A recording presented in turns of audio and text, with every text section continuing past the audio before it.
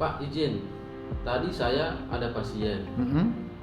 Lalu saya mencoba menawarkan metapropolis. Ya. Setelah saya menawarkan, mereka tidak tertarik dengan metapropolis ini. Ya. Oke, saya mau tanya ke Bapak, apa sih kehebatannya ini metapropolis? Apa kelebihannya sehingga Bapak bisa menjual atau menjelaskan? Coba Bapak jelaskan kelebihannya. Jadi pada dasarnya begini, kalau orang hanya menawarkan tapi belum paham dengan baik, ya pasti tidak tertarik dong. Nah, untuk itu mungkin perlu diketahui tentang sejarah propolis. Bapak tahu bahwa propolis itu dikonsumsi umat manusia di bumi sejak 300 tahun sebelum Masehi, dan itu menjadi produk legenda dunia.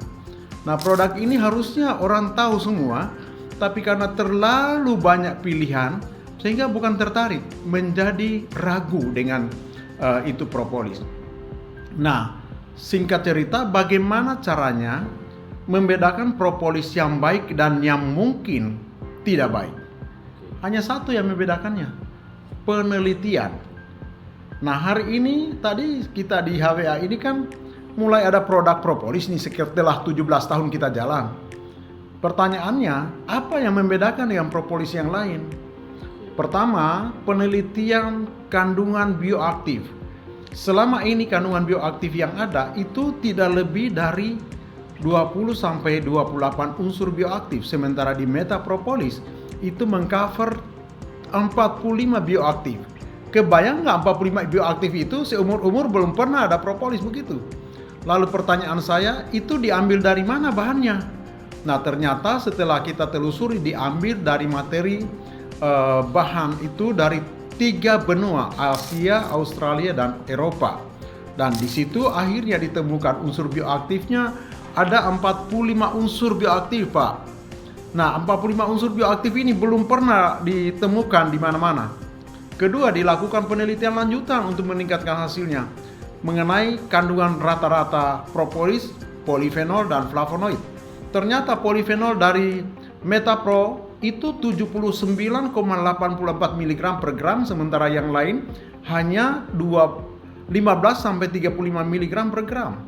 Dan flavonoid 20 mg, 28,87 mg per gram untuk metapropolis, sementara yang lain hanya 2 sampai 10 mg per gram. Jauh sekali.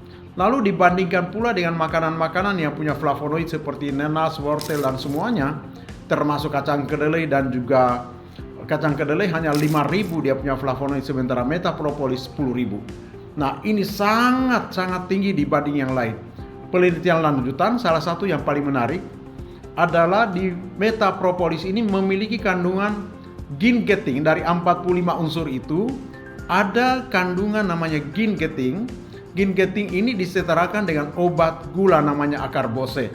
Setelah diteliti bahwa gingeting mampu mengendalikan dengan cara kerjanya menghambat alfa glukosaid agar karbohidrat tidak dipecah menjadi gula, sama dengan alfa akarbose mengendalikan akarbose mengendalikan 96%, sementara Metapro mengendalikan 94,50%. Jadi bisa dibayangkan, Pak, ini antara makanan dan obat hampir setara.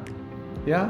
Jadi dari unsur ini maka menjadikan metapropolis sangat jauh berbeda dengan propolis yang lain yang ada. Itu sebabnya kalau kita menjual, tidak usah menjual.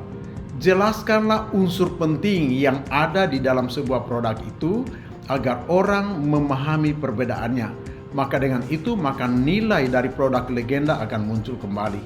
Itu sebabnya saya sangat menyarankan kalau orang yang masih getol makan karbohidrat tapi ingin terhindar dari gula, ya salah satunya makan metapropolis. Kalau ada orang yang imun sistemnya kurang baik, khususnya ISPA, sebaiknya makan metapropolis. Begitu, Pak. Ya, jadi besok-besok ya jangan tawarkan, jelaskanlah keunikan dari metapropolis, ya. Oke, sip.